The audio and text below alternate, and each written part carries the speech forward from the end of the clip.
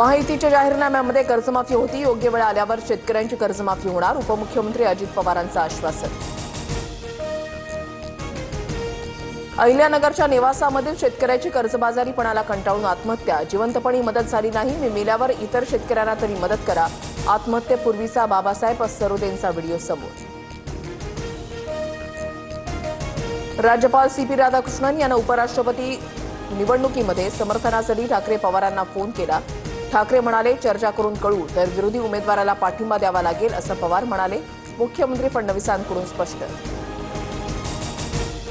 CP Radhakrishnan यांना पाठिंबा देण्यासाठी फडणवीसांची विनंती, मात्र ते आमच्या विचारांचे नाहीत, असं पाठिंबा देणं शक्य नाही। शरद पवारांकडून भूमिका स्पष्ट।